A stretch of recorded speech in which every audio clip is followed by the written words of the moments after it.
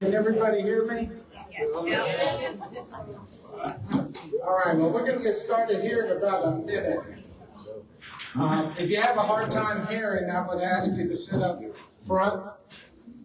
I only have one vocal cord, and it might not last the entire presentation.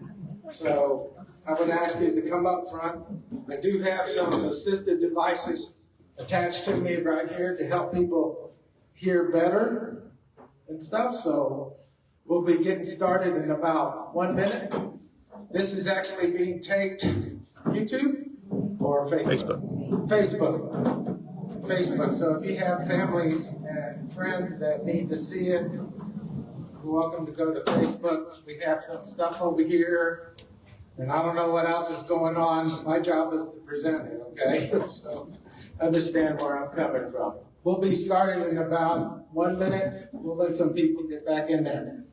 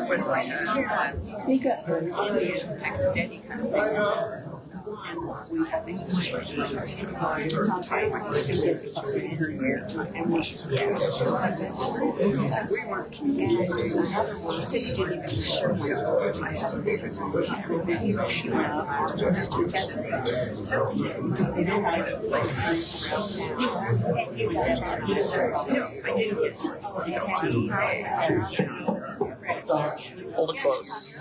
Put it close. I'm not used to using a microphone. Good morning. It's so nice to see all of you here and for such a great occasion.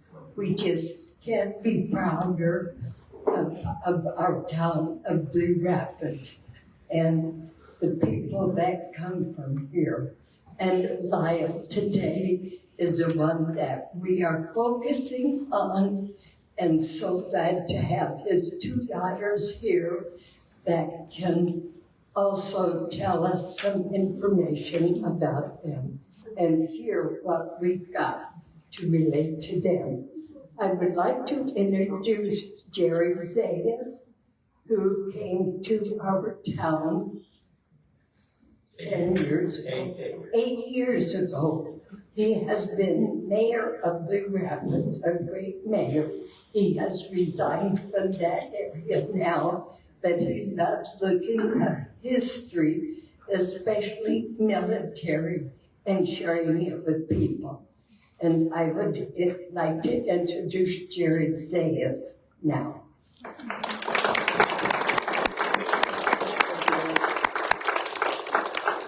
Well, thank everybody for showing up. I want to thank the Historical Society, the ladies from the museum, the Godbout family, an extended family for being here. I want to talk a little bit real quick about the research methods.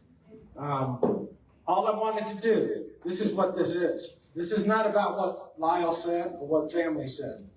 This is about what's in his military records. And what I could glean from it, from my 32 years of active duty, what it's telling me, okay? What brought this along was one day at church, my sister Sandra, sister in Christ here, she came up to me and said, "Hey, could you tell me a little bit about my father? I have his records." And Bob, my brother there, gave me, yeah. And I thought, yeah, that's cool. Let me go look. And so I went to the house, opened up, they gave me this big folder of paperwork from his military service. And as I started going through it, one of the first things that struck me was he won the Distinguished Flying Cross. He won the Distinguished Flying Cross, which is a very high medal for heroism in the United States. But I don't think anybody knew about it. I know I didn't know about it. And that is something. So what I want to do today is tell his story based on his military records. That's not going to jive exactly with what he told you. But by golly, he was an older man by that time. You know, what can you expect out of that? But he was pretty close with some of the stories that I heard afterwards. So what I want to start off is with a simple story of someone else. There's a gentleman named William Bill Bradford. He was a janitor at the United States Air Force Academy. And so he had to clean the common areas, clean the toilets, and all this other stuff. And the cadets grew a liking to him because he was one of those janitors that would alert them when the officers came by when they were sleeping and not supposed to be sleeping. He would knock on the door, hey, you better wake up and stuff. So they really liked him. He started there in 1967, 1977. The cadets at the Air Force Academy were given an assignment to study the infantry campaign in Italy. And as they're reading this book, which was a required reading, they started noticing, wait a minute, there's a William Bradford in there. William Bradford knocked out 3 enemy machine gun nests single-handedly with hand grenades and was listed as killed in action. And that's what it said. But then they're going, but wait a minute, William Bradford's a janitor. So several of the cadets got together, and they went down there, and they had the book in hand, pulled him to the side, and he broke down. He goes, yes, that was me. William Bradford won the Medal of Honor in World War II for that action. He was listed as killed in action. When he was rescued in 1945 by the Americans, his father already received the Medal of Honor for him. There was no ceremony. And he knew he was a Medal of Honor winner, but he never had the ceremony. 1984, President Reagan came down to present him officially the Medal of Honor. The other side of the story that you don't hear, Medal of Honor winners are to be saluted by every rank. So you can imagine the cadets with saluting the janitors. That posed an issue. But what it tells me is there's a hero among us. And a lot of times we don't even know. And so with that, I ask you, join me in the journey of a tail gunner in World War II, Lyle Godbout. My point today, again, as I mentioned, is not to go over this basic stuff here, just to lend the story, because this is actually in his military records. The big point here is I've seen articles in the newspaper saying he graduated from Frankfurt High, and he's got it listed 8 different times where he did not graduate from Frankfurt High. He only went to 2 years, which actually makes sense. He was a farmer. Newspaper articles have him in November of 43, actually in Nebraska, working on the railroad. That was typical, okay? So just understand that sometimes what you read in the paper is not correct. This is actual picture of him And I don't know if the family has this picture. I got that from a newspaper when he was running track or something at the common school. It was at the common school. And one of the other things I noticed, he was very good in algebra and literature. You figured that one out. I'm an engineer, so I'm good in math and not anything else. So he did receive a draft number in April 1943, right after his 18th birthday. But I can't tell you if he was drafted or he was volunteered. And more than likely, I think he volunteered. And the reason I say that, most of these records that I go through, if they were drafted, they would say inducted through the selective service system. But his doesn't say that. And the newspapers also say he entered with 7 from that area, the Frankfurt area. 2 went into the Army Air Corps, and 5 went into the Navy. But at the time, the military requirements were all Army. Everyone who was getting drafted was mainly going into the Army, so it didn't make sense. So I would tend to think he actually volunteered in a way, but not sure, based on his record. In basic training, he suffered fainting spells on the physical fitness field. He went in to see the doctor. The doctor told him, well, maybe it's because all the anxiety and stuff, you're fainting and stuff, and you need to go talk to your commanding officer. And by the way, we'll schedule you an appointment at the end of November so you can come back and tell us, right? So I personally don't think he went to talk to his commanding officer. I mean, who's going to go in there and tell him, hey, I got fainting spells? Why? That meant you're going to the infantry, right? And stuff. And then November 26th, he went to gunnery school. I got that right. He went to gunnery school. So forget about the appointment, and I think it just went over, but he never suffered any more fainting spells. And it could have been the anxiety, it could have been malnutrition, it could have been the weather. It's just a lot of things. But he was able to make it. He did apply, he did take the pilot test and did not make that on his records. That was a very hard test. So he didn't make it, but he actually made the gunnery school, and he did very well at gunnery school, where he was part of the sharpshooters of the sky, which means he was one of the best ones in his class. So he could shoot very well with those twin machine guns. And then he went over to the advanced gunnery school, where they actually put him in the cockpit and stuff. One thing I want to highlight here as we go on, so you could see how things were. He had 209 training hours in his plane. At that time, it was the B-24. 209 hours training. So you remember that when I go to his combat hours, and then you're going to say, wow, there's some smart people doing this. So I found that very interesting. The plane he was assigned to was this plane, the B-24.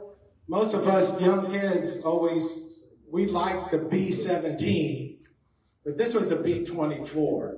And there was more of these made than any other bomber there. One thing I highlighted, I did call up HEFL, the 389th Bomb Group Historical Society, and told them, they claim that this, and I don't know if you can see that on there, no.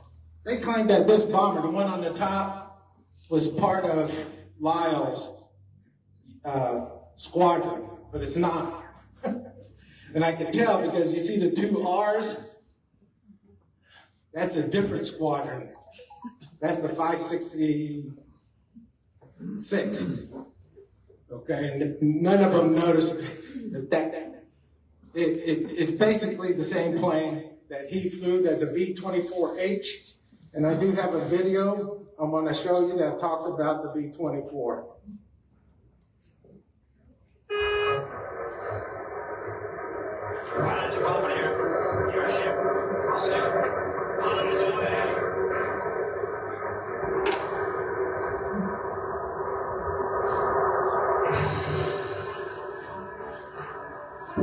Introduced into service at the start of World War II, the consolidated B-24 Liberator was famously flown by Jimmy Stewart. Young men of America, your future is in the sky.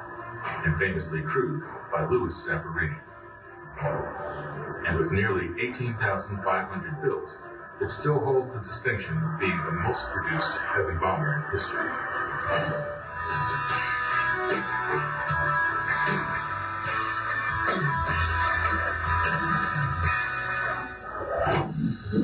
A workhorse of the U.S. Army Air Corps during World War II, the B-24 Liberator had a larger payload, a longer effective range, and a faster top speed than every other heavy bomber of the era.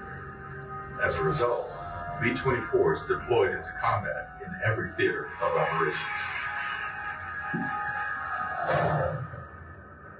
Flying alongside the Boeing B-17, B-24s in Europe played a critical role in the American strategic bombing campaign, dropping hundreds of thousands of bombs on German military and industrial sites throughout the course of the war.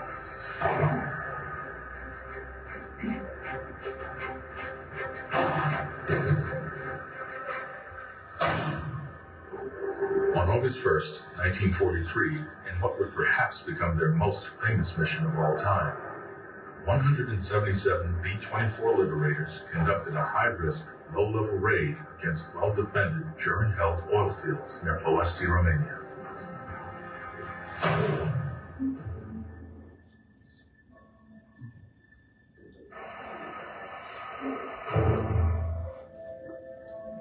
One of the most costly air operations of the entire war, the 2,000-mile round-trip raid resulted in the loss of more than 50 aircraft and only negligible damage to the oil fields.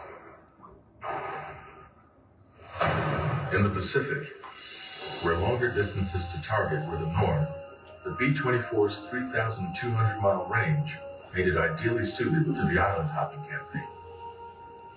Gradually replacing the B-17 as the bomber of choice, B-24s conducted missions in support of almost every island invasion.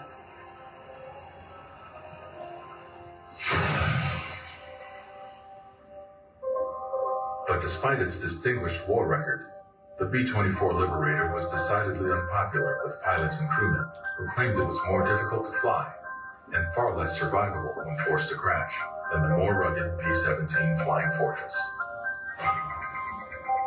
Because of this and other factors, the U.S. military retired the aircraft at the end of World War II. But while it would never go on to see service in another war, no one can doubt the impact of the B-24 and its role in liberating the world.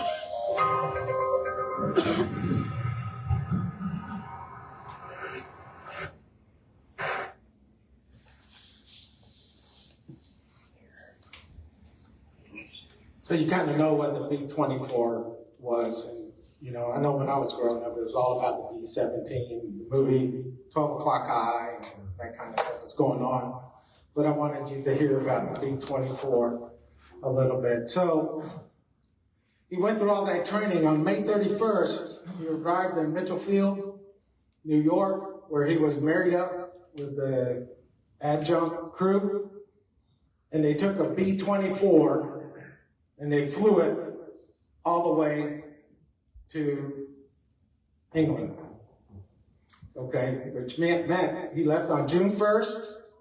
And you can see where he went: Bangor, Maine, Nova Scotia, Iceland, flying over Greenland, Iceland, and arriving in Valley, Scotland.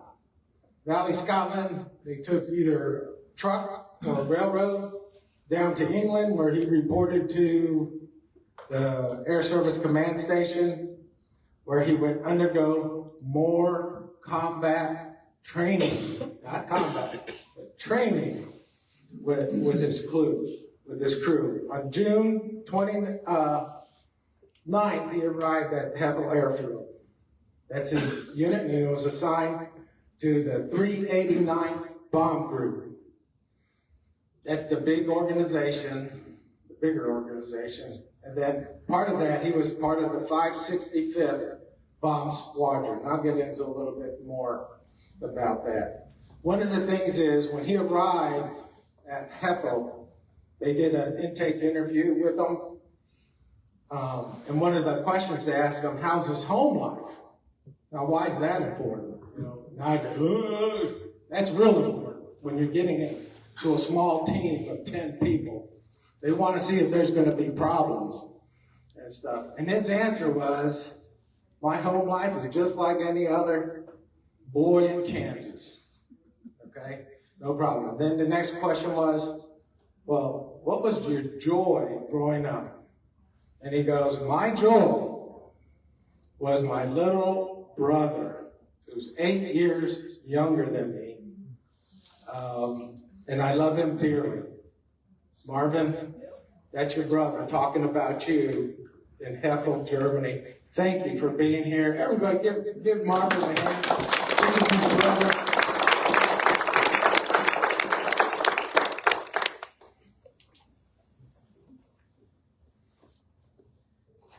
This is just from the museum. I kind of wanted to show you all these air stations had a number. The one he was on was 114. You can picture 600 of these airfields all over East England.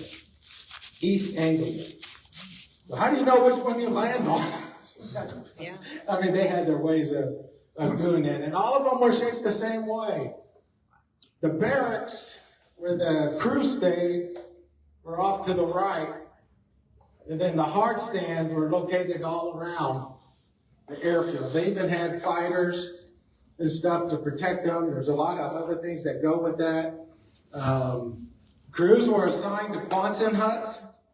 So he had his crew, and there's 4 to 1 building. 2 in the front, 2 in the back.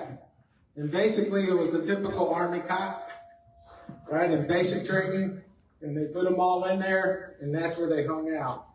They were not mixed with the support units. So these are just the crews.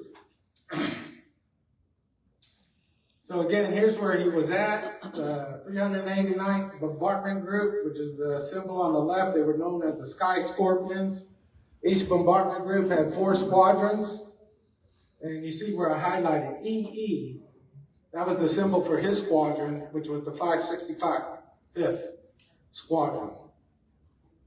And those were the people he would hang around with. Each squadron was technically assigned 20 bombers. But at the time, with about a 40% operational rate, you would assume about half of them would be flying in any mission.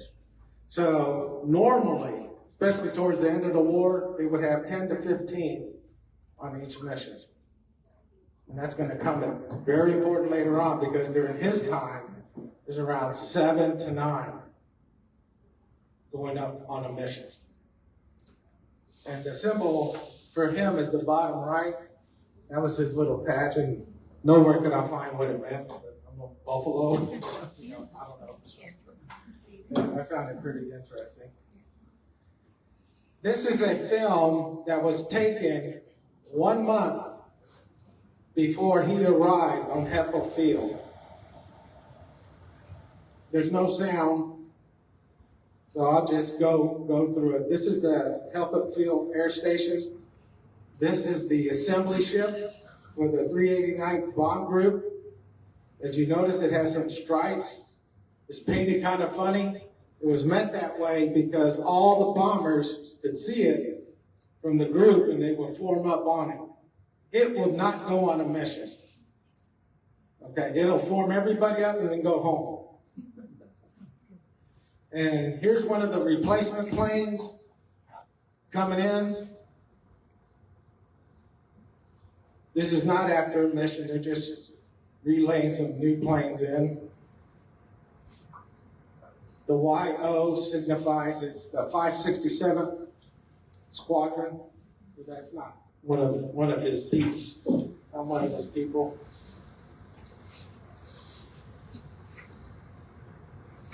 You notice the camouflage routine? Some of them are camouflage like this, some of them are silver. It was normal for the time. There's a silver one. His plane was actually camouflage. You'll see a picture of it. Those are the ground crew. I don't know what they're doing, but they got something going on. That's the hard stands where the planes would come. This is the plane that we thought was actually his coming onto the field, but can't really tell. It's not clear enough. It's a replacement plane. You can tell by it's wrapped. The nose is wrapped up with something. It's just coming in.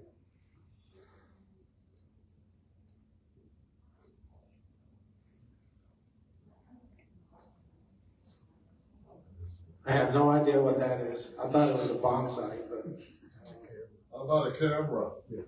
camera. Yeah, good point. Bombay camera. Bombay camera, good. This is from his squadron. EE, you see it. Patches was shot down later on. These are the fighters I was telling you about that were on the field. Why did they have fighters on the field? See, the Germans figured out pretty quick. The Americans were lazy. The minute the bombers came in from a mission, they would take all their machine guns off.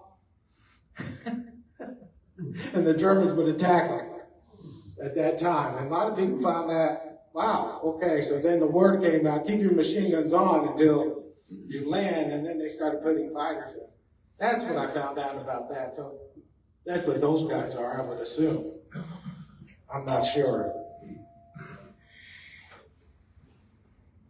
And these are just ground crew, and they're the mechanics and stuff that fix these airplanes.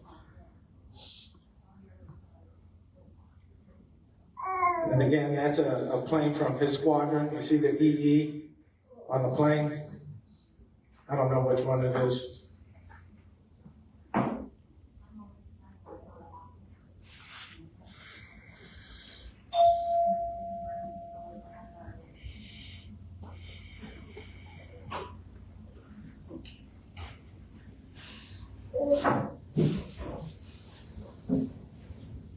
There's a fighter. It's a P-47. Looks like.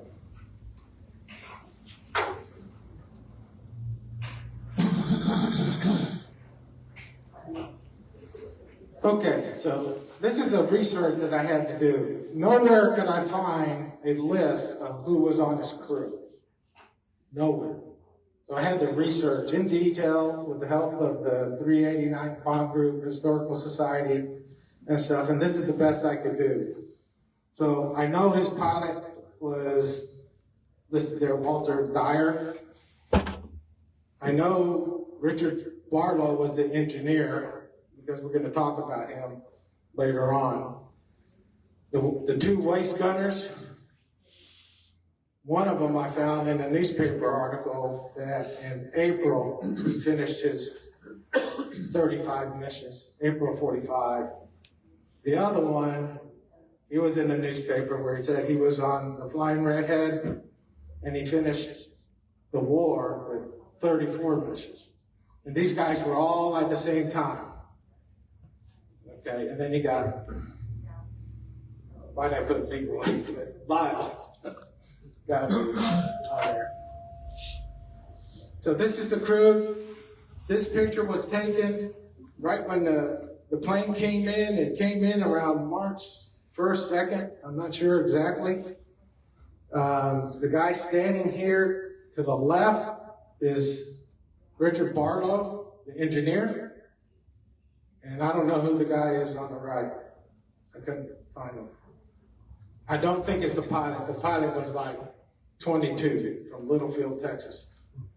So I couldn't find him. But that's the best I could do with that. This is just showing where his position was. This is a newer model. This is the B-24J turret. It's just a little bit different. What I wanted to highlight was the middle picture, where that's a pretty cramped space you're going to go into. I want to talk a little bit about it. And then you got the gunner's spot, which is to the right.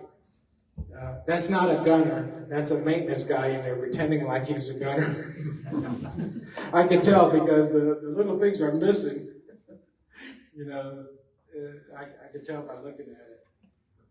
But, here. This is what it would look like, but of course this is the newer model. It's still flying. You can hear the air, the wind. Imagine at 25,000 feet how cold it would be.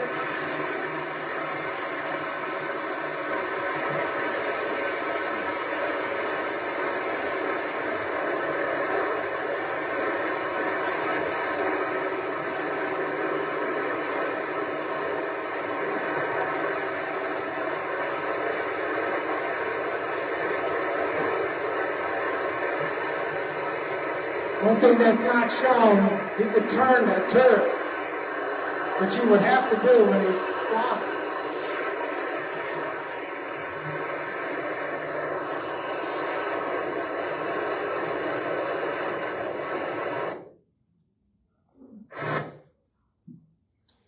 All right, let's talk about what it was like to be a tail gunner. So I managed to capture this on many of the reports that veterans have given, either schools or military history guys and everything else. So I found one that was a tail gunner with the 566. I didn't find one from his unit, his exact squadron. But this is what they went through. And I want you to imagine what's happened. And so they felt isolated. They were in the back of the plane, and that was a cramped spot. Okay? And you don't know what's going on in the front of the plane. Okay? And it was a feeling of helplessness when you were back there. They were required to be on their guns after a certain time, and they were told by the pilot, when to get on the guns, and the waist gunners and everything else. And basically, he was by himself. Each mission, as you will see, lasted between 5 to 6 hours. Okay? So the form-up time and all that, he was probably had to stay vigilant for about 4 hours on every mission, somewhere in there, average. It was very cold. As I mentioned before, the coldness was 40 to 50 degrees below zero with the wind. And they had these electrical suits, which were unreliable for the most time. You had to keep your glove on all the time. If you would touch that metal with your hands, Stay there. oh yeah, it will stay there. It would really stay there. And the other one is the oxygen. And I've heard some of the old veterans say, "Oh, we took ours off." And the guy would go, I find that hard to believe because at 25,000 feet, yeah, you can take it off for a little bit, but you'll get into massive hallucinations. You're going to be totally combat ineffective. Now, I lived in La Paz, Bolivia, and it was 12,500 feet above sea level, and it was brutal living there. Okay, so I can't imagine at 20,000 feet. Here's a good one, and this is up for debate. No pistol. Well, before he got there, they basically said you could take a pistol if you wanted to. They had a 38, Victory 38, or a 45.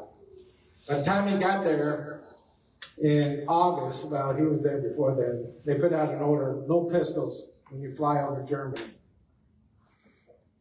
Okay, I don't know if he carried a pistol, but I do know he carried a bayonet, which is on the table. Okay, and the reason for it, you're more of a danger to yourself if you carry a pistol and you get shot down. Because what do you think the Germans are going to look for? The farmers and stuff. You got a pistol, you got a pistol. You don't know what he's saying, and then he kills you. And you don't have a, you had a pistol. Then they found out they didn't have pistols, so it saved lives. Here's a good one, and I didn't know this, because you see the pictures of them boarding the planes with the parachutes. Not the tail gunner. You saw that little cramped space?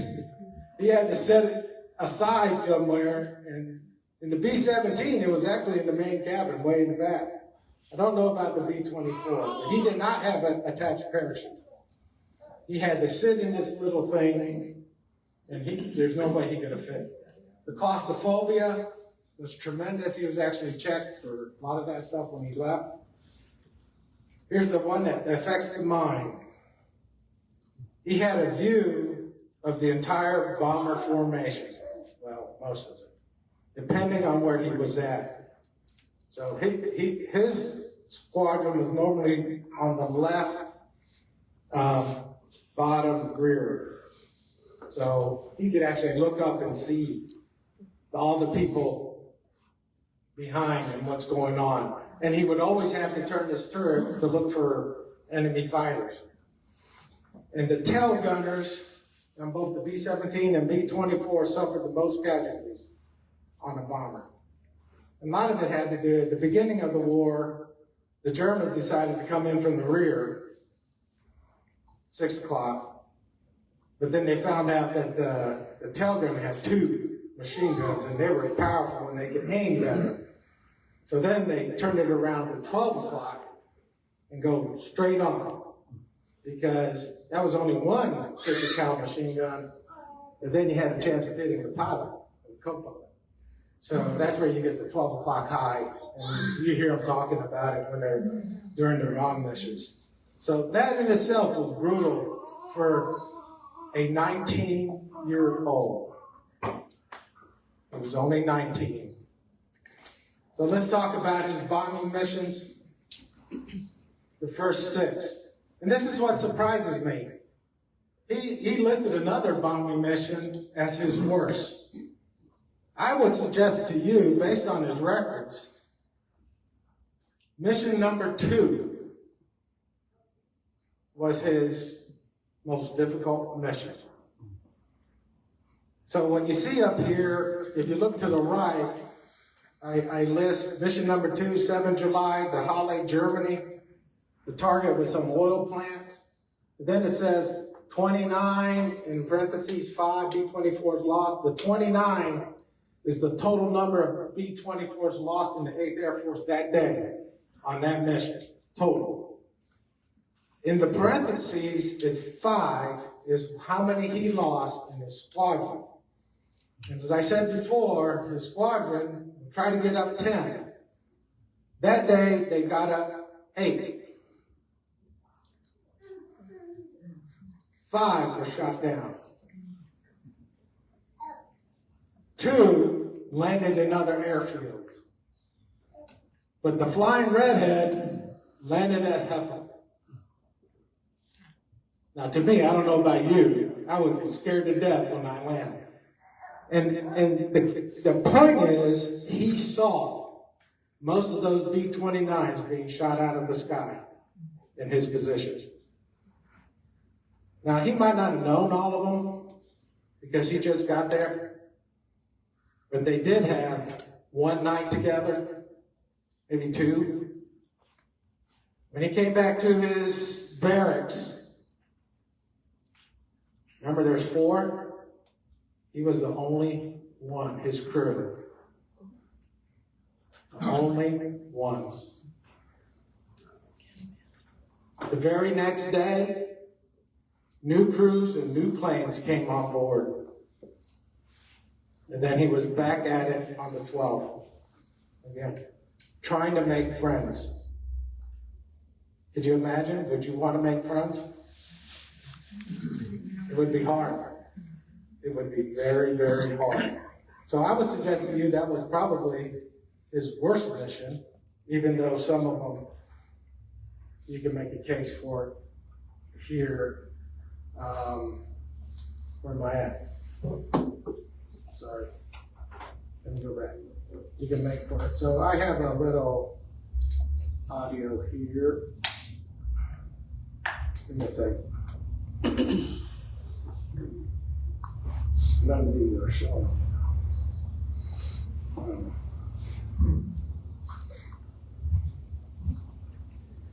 I'm going to have to stop for a second. It's not showing on my computer, but it's not showing up there. Sound good.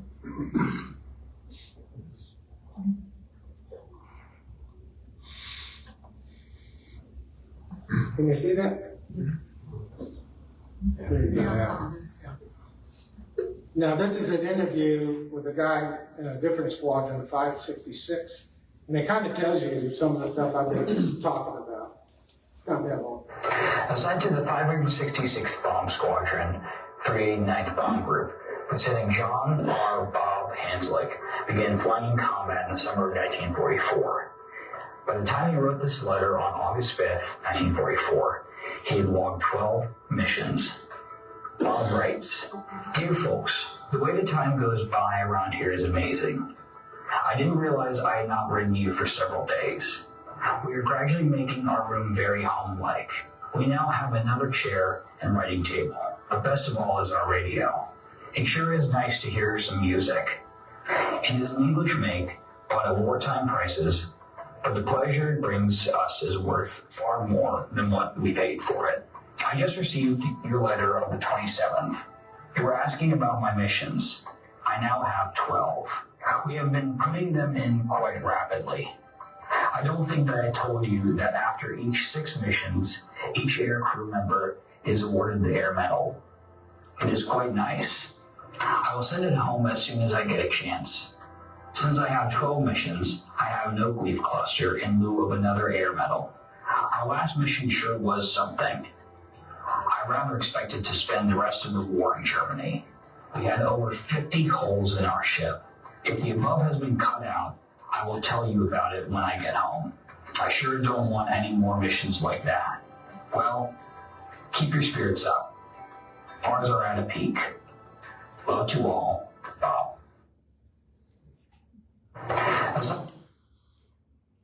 And so Lyle completed his 6th mission. Then he was awarded the Air Medal on July 25th. The citation there is just a cookie cutter citation that they gave everybody for completing 6 missions.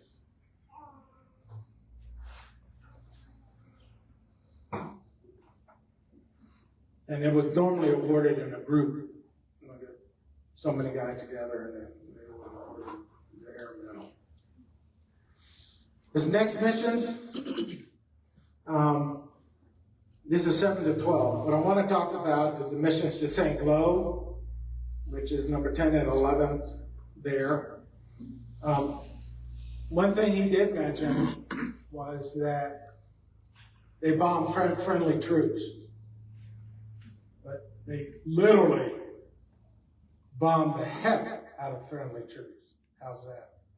Over 700 GIs were killed.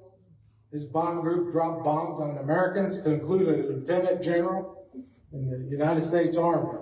And this mission was conducted to formulate a breakout by the Americans. But they dropped short. And it was hard to imagine, but the reason was they came in perpendicular to the lines, and the very first group dropped them on target. But the winds were blowing north, so the second group, they can't see anything, so they drop it on the smoke. Well, as the smoke kept going back, it kept to American lines. By the time the 389th came there, they obliterated the 30th and the 4th Divisions. And, to their credit, they managed to get up out of that and go into attack. But the pilots of the 389 caught a lot of grief in London when they ran into those infantrymen that were bombed, all in jest, but it wasn't in jest. So they also lost 2 in his squadron, 2 more planes. Okay, not to mention the 2 that were lost up in Germany again. And you can see how every day, and this is going on. And you look at his dates when he flies, 19th, 21st, 23rd, 24th, 25th, 29th. Think about it. What's he got forward to look for? Just, when am I going to get hit? And then after that mission, he got another Air Medal. This is what they call the oak leaf cluster. It's the same citation. I just want to put it up there so you know. Then he goes to mission 13 through 18. This is the famous Hamburg raid, which is number 17 on there. They received a lot of flak. Flak is nothing more than anti-aircraft fire, firing at the bombers, and then they fly through it. And what's interesting with these bombers is the pilot pilots it, okay, but over the target, he gives control of the plane to the bombardier, who's guiding the plane, and it has to stay level, it has to stay straight, sit and duck for the anti-aircraft fire. So his plane barely made it back, and this was actually reported in the local newspaper, where the 2 engines were knocked out.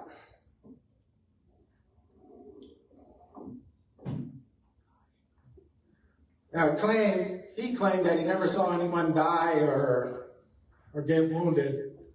The guy that saved the plane there, the engineer, he was actually wounded. And because he took his gloves off, and the fuel line was spattered all over him, he was burned pretty bad. And he was out of action for 2 months. 2 months.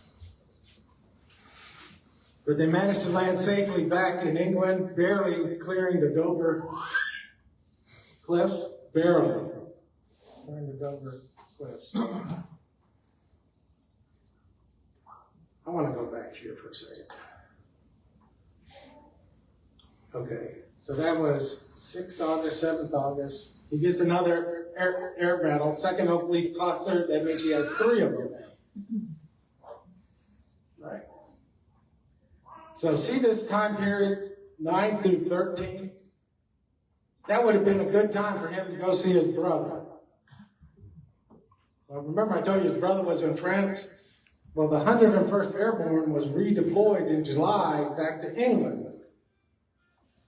Right? Because they put him back in reserve. But he got sick. That's why he has that break.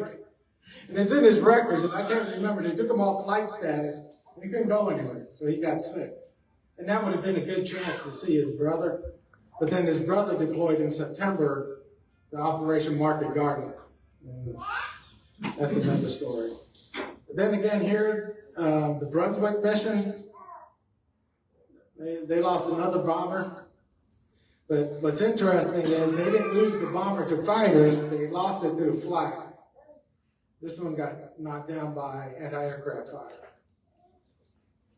At this time, the German fighters were being redeployed to the east to fight the Russians. So there were less fighters. So that meant less casualties among the bombers. And this is his 3rd oak leaf cluster. That means his number 4, right? Yeah. Number 4. And this is 25 through 30. Yeah, so number 29 mission is the very famous Castle mission. You see there 26 B-24s lost. I am sure Lyle saw them all go down, or no, I take that back. He knew something was wrong. He didn't see them go down because he saw one whole bomber group veer off. Right? He saw the bomber group veer off. The German fighters concentrated on that bomber group that veered off, and within 6 minutes, knocked out 26 B-24s. It was the 445th bomb group. They brought up 31 bombers, 26 were shot out of the sky, 3 or 4 landed in other airports, and only 1 made it back to base unscratched. Didn't have the hole in it. What's interesting about the 445th, Jimmy Stewart was a squadron commander in the 445th, but he didn't go on this mission. You know, think about it. If he would have been killed, then we would have never had It's a Wonderful Life. 1946, right? So I know he would be able to talk about this. And after he completed the 30th mission, at that time, you complete the 30th mission, then you get the Distinguished Flying Cross. He got it with another guy. And that's why it says gunners and all that other stuff. Just the fact that he survived and was alive. The problem, in my opinion, was you get the Flying Cross, but you still can't go home. You have to go 5 more missions to go home. And so you figure that one out. It's like, wow, I don't know if I could have lived with that. And then here's his missions here. The last 5, and I'm going to get to the 35th one. But notice they're all to Germany. They lost one more plane. You know, these guys are new guys coming in, and you can see the rotation. It's like, man, am I ever going to make this? Am I ever going to make this? But he did. He did. After he finished his 35th mission, he would have got this thing here. This is not his. I couldn't find his. But this is what he would have got. The Lucky Bastard Club Award. And it would have said 35 missions instead of 30. This one was in July when it was 30 missions.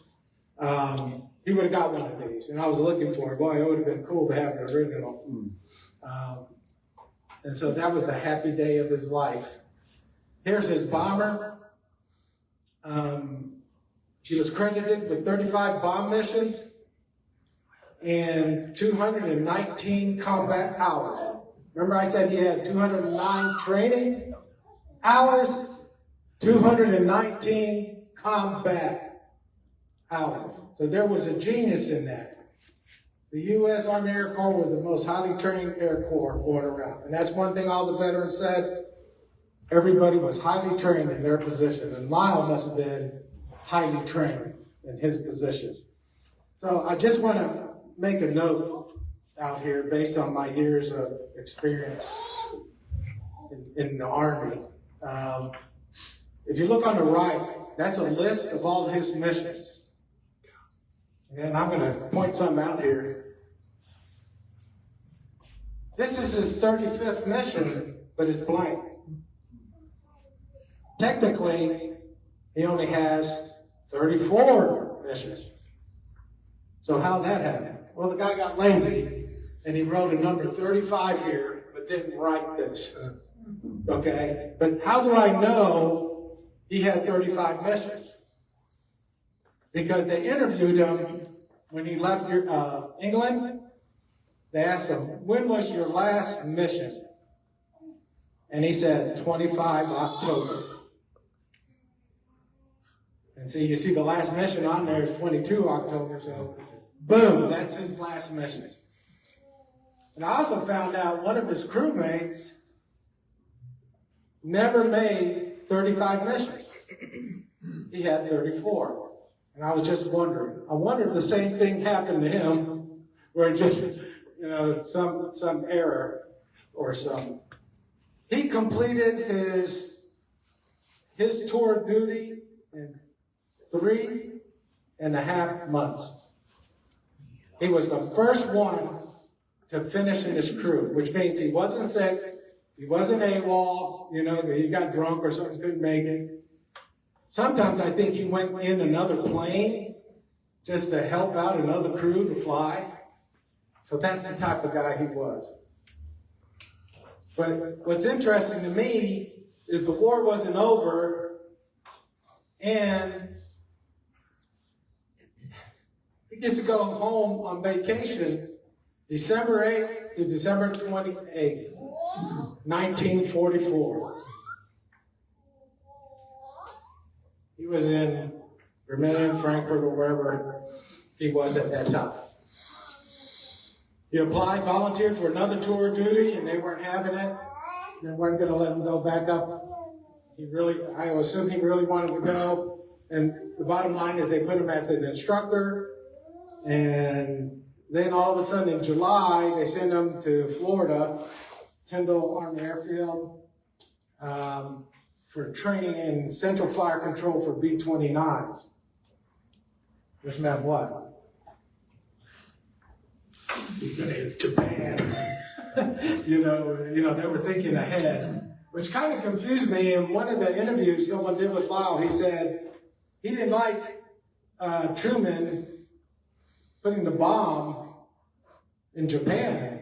And I go, well, he must not have known that he was on the list to go to Japan. You know, maybe he would have changed his mind. I don't know. But interesting point. On October 28, 1945, he was discharged. And its discharge says, for the convenience of the government. His rank was staff sergeant. I think he had enough points. He has a distinguished flying cross, and that gives him like 80 points. You have to have 100. He had enough points, he could just get out. And I think that's what he did. I really do. I think that's what he did. Because he disappeared for about a year. And I couldn't find what he did. Because in his records, the next military form in there is September 27th, where he enlisted in the Army again as a private. Even though he got out as a staff sergeant, he's a private. He got to work his way out again. And he was in Los Angeles, California. I don't know how he got there or whatever. It was about a year that happened. And then from there, they sent him to work on the B-29 upgrade, which was known as the B-50 at the time in Davis-Monthan Air Base. But then they canceled the B-50 program and decided to go with the B-36. And then they go, oh, we got a job for you in Japan. And he worked on the P-61 Black Widows, which was a all-weather fighter.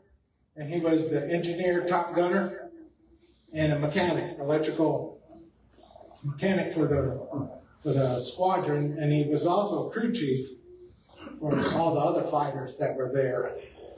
So he was basically a mechanic. September 26, 1947, the Army changed over to the Air Force. And understand he was a regular in the Army. And I could explain that. By law, there's only 100,000 people that could be in the regular Army. And he was one of them. And then he transferred to the Air Force, which made him the regular Air Force, I guess. I don't know. And then he re-enlisted. And unfortunately, his records state that he went home, him and Bobby, I guess, were in love or whatever, and he requested permission to get married. And I would say 90% of the veterans do not know that you have to request permission to get married from your commanding officer. Well, they actually got it in his file. And it says on there, you certify that your marriage will not cause undue hardship on you or the Air Force. And he signed that. Well, within a month, his wife was starting to have major health problems. Within a month. And then he had to go back and request a discharge, what they call a hardship discharge. What do you think his commander was saying? Yeah. Really think about it. His commander's going to go, oh, wait a minute, you did this on purpose. But no, I don't think he did that because the commander was highly supportive because he was a good soldier, a good airman. That led me to believe that hurt when he had to get out and place his family first. He placed his family first, and that's why he got out. And this is some pictures that they have over here with the P-61 Black Widow. It's actually at that time, since it was 1948, they changed the designation to the F-61 fighter. It's an all-weather fighter. He would have flown Vietnam, Australia, that whole area. And by the way, he has some stuff from Vietnam there, before Vietnam. Okay. And he has some stuff from Australia there. Okay, so probably so. He was a crew chief on this thing. This plane was all black. It's kind of pretty cool. And then you have him on It says F-51. Remember, that was the P-51 Delta model, but it's probably a P-51 Delta J with some upgrade. It was in 1948, and he was crew chief for some of these planes too. I really like the pictures of the P-51s. I just thought they were cool. These are his medals. So the very highest one is the Distinguished Flying Cross. It's very high medal. I think it's number 4 in the Order of Merit for valor. The Air Medal is actually pretty high too. And he's got 4 of them. Then he's got the Good Conduct Medal, and I think he should have had 2, but I could only find 1. Then he has the Europe, Africa, Mediterranean Operations Medal with 3 battle stars. And the World War II Victory Medal, and this is the one that always cracks me up, the Army of Occupation, Japan. Even though he bombed the heck out of Germany, he occupied Japan. And here, and this is really for the family, I took the liberty of colorizing some of the old pictures. You still have the old pictures, don't get me wrong. But I thought it would be cool to kind of show you. I do know he had blue eyes. That was in his records. But all the rest, I don't know. The one on the right, I think, is the basic training. One on your left, basic training picture. The one in the middle, I have no clue when that was taken. And the one on the right, I think, is when he was actually in the Air Force, but I don't know. You just kind of look at the face, you can kind of tell he's a little older.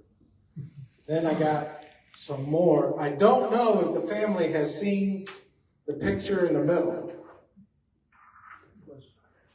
The picture in the middle was taken after he completed his 22nd combat mission,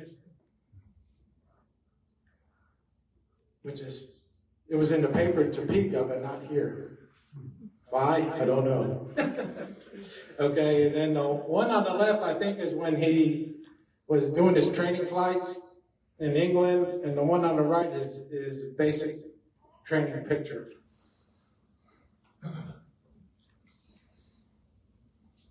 And the one on the left here, I noticed he has his wings, and in the real picture, you kind of see his medals, okay? Which means this is when he came home on leave, December 1944 sometime.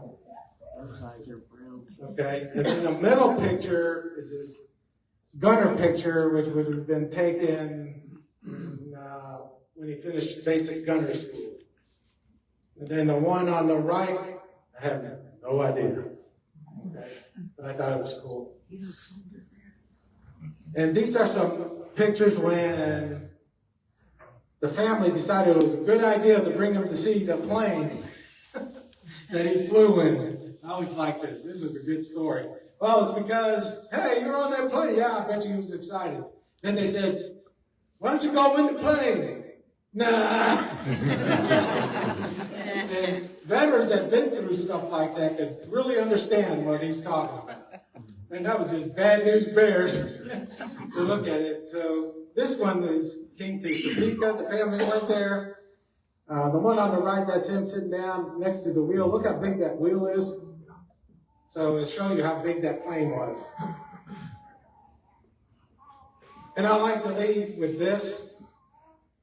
A lot of times, that quiet, humble guy who's a bus driver, who you don't really acknowledge, in reality, he's a hero. Everything he went through for our nation, 19 years old, he was a hero amongst us. And so that, I'd leave it to any questions you got about Lyle, any family members, comments. All I did was cover his military record. I didn't go into any early life or whatever. I spent about 156 hours just researching and talking to people on the phone. And I loved every minute of it.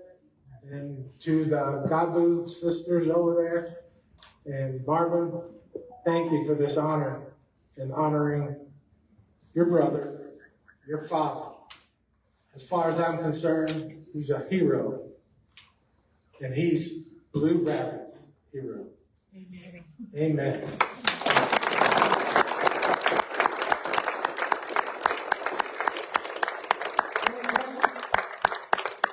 Any comments? You did a good job. I just want to say that hopefully this is the first of several, because I do have in mind to do, I really want to do William Lamb. He's a Silver Star winner. And then I want to do Leroy Godbout.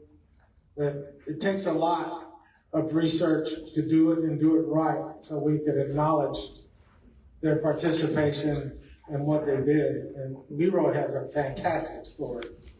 And so does William Lamb. Just incredible.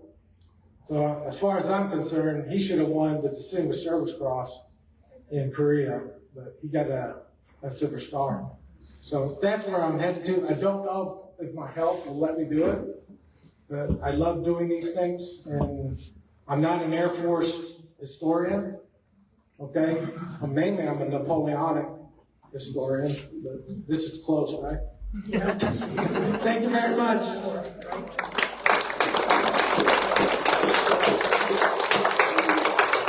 we have some photos to give to his daughters. So Betty's going to send those to you. Kind of a rundown of what all you've seen this morning.